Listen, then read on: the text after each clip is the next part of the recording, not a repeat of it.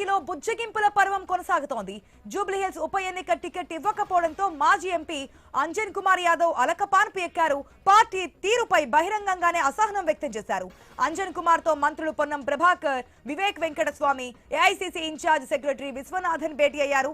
పార్టీలో ఆయనకు సముచిత స్థానం ఉంటుందని నచ్చచెప్పే ప్రయత్నం చేస్తున్నారు. జూబ్లీహిల్స్ లో రాజకీయ పరిస్థితులకు అనుగుణంగానే నవీన్ యాదవ్ కు టికెట్ ఇవ్వడం జరిగిందని అంజన్ యాదవ్ కు నచ్చచెప్తున్నారు.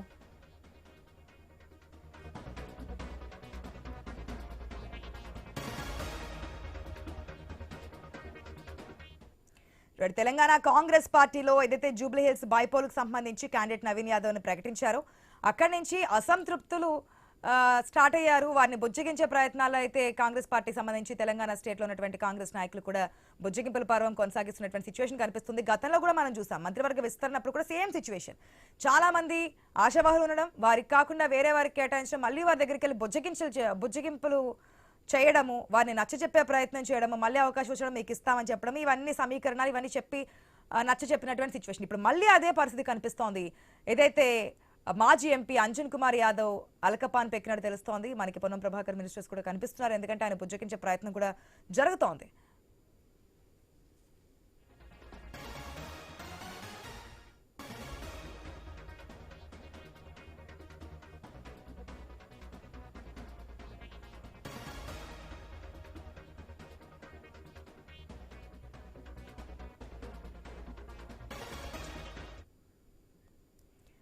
మరి కాంగ్రెస్ పెద్దలు అయితే రాష్ట్రానికి అంటే తెలంగాణ స్టేట్కి సంబంధించినటువంటి కాంగ్రెస్ మంత్రులు అయితే వెళ్ళి బుజ్జగింపులు పర్వం చేస్తున్నారు.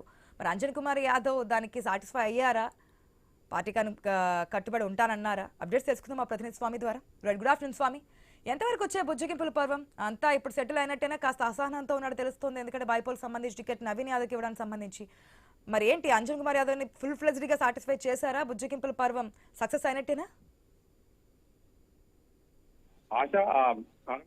సీనియర్ నాయకులు ఏఐసీసీ రాష్ట్ర వ్యవహారాల ఇన్ఛార్జి మీనాక్షి నటరాజన్, అదేవిధంగా ఇటు విశ్వనాథన్, మంత్రులు పొన్నం ప్రభాకర్, కేపీ గడ్డం వివేక్ వెంకటస్వామి కూడా సమావేశమయ్యారు. ఇటీవల జూబ్లీహిల్స్ బై ఎలక్షన్స్ లో టికెట్ ఆశించినటువంటి అంజన్ కుమార్ యాదవ్ కు పార్టీ నవీన్ కుమార్ యాదవ్ కు పేరు ప్రకటించడంతో కూడా ఆయన కొంత అలకపోనారు. కాంగ్రెస్ పార్టీకి హైదరాబాద్ నగరంలో సీనియర్ నాయకుడిగా ఉన్నారు. సికింద్రాబాద్ లోక్సభ నియోజకవర్గం నుంచి ఎంపీగా ప్రాతినిధ్యం వహించారు. దీంతో ఆయన తన నియోజకవర్గం పరిధిలోకి వచ్చేటువంటి జూబ్లీహిల్స్ కాన్స్టిట్యున్సీ తనకు పోటీ చేయడం కోసం అవకాశం ఇవ్వాలని చెప్పేసి కోరారు. 2023 లోక్సభ ఎలక్షన్ సంబంధించినటువంటి విషయంలో కూడా తనకు సికింద్రాబాద్ టికెట్ ఇవ్వకపోవడంతో ఆయన కొంత ధననాగేంద్ర టికెట్ ఇవ్వడంతో కూడా అప్పుడు కొంత అలకపోనారు. తన కుమారునికి అనిల్ కుమార్ యాదవ్కి రాజ్యసభ పదవి ఇవ్వడంతో కూడా ఆయన విషయంలో పార్టీ కొంత పట్టించుకోలేదనే అభిప్రాయం ఆయన ఉన్నారు. తన కుమారునికి ఎన్ఎస్ఏ కోటాలో యూత్ కాంగ్రెస్ కోటాలో రాజ్యసభ పదవి ఇచ్చారు పోరాడినందుకు, తనకు మాత్రం న్యాయం చేయట్లేదని చెప్పేసి కూడా ఆయన కొంత అలకపోతున్నారు. ఆయన ఇటీవల ఇండిపెండెంట్గా పోటీ చేస్తారని చెప్పేసి వార్తలు వస్తున్న నేపథ్యంలో ఆయనను బుజ్జగించడం కోసం పార్టీ నేతలంతా కూడా నివాసానికి క్యూ కట్టారు. దీంతో పార్టీకి సంబంధించిన నేతలంతా కూడా ఆయన హైదరాబాద్ నగరంలో సీనియర్ నాయకుడు, కాంగ్రెస్ పార్టీకి యాదవ్ సామాజిక వర్గానికి కీలకమైన నాయకుడు కావడంతో కూడా ఆయన విషయంలో కొంత పట్టించుకున్నట్టు పోతే పార్టీకి నష్టం జరుగుతుందని చెప్పేసి భావించి ఆయనను బుజ్జగించడం కోసం ప్రయత్నం చేస్తున్నారు. ఆదర్శ్ నగర్ ఎమ్మెల్యే క్వార్టర్స్లో ఉన్నటువంటి ఆయన క్యాంపు కార్యాలయానికి వీళ్ళంతా కూడా వెళ్ళి ఆయనను బుజ్జగిస్తున్నారు. పార్టీ లైన్లో పనిచేయాలి. ఒకవైపు హైదరాబాద్ నగరంలో తను కనుక జూబ్లీహిల్స్ నియోజకవర్గం నుంచి పోటీ చేసి గెలిస్తే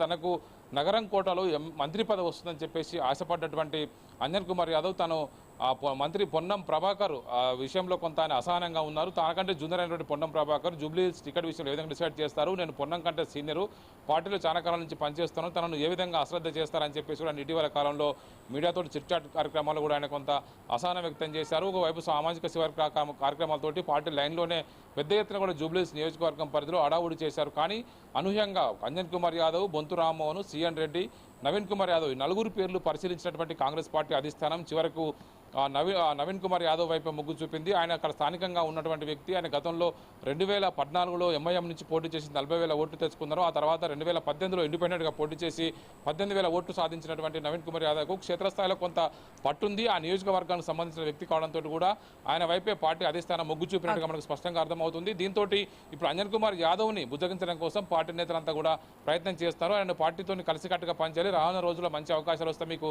ఇస్తామని చెప్పినట్టుగా తెలుస్తుంది. ఆశ.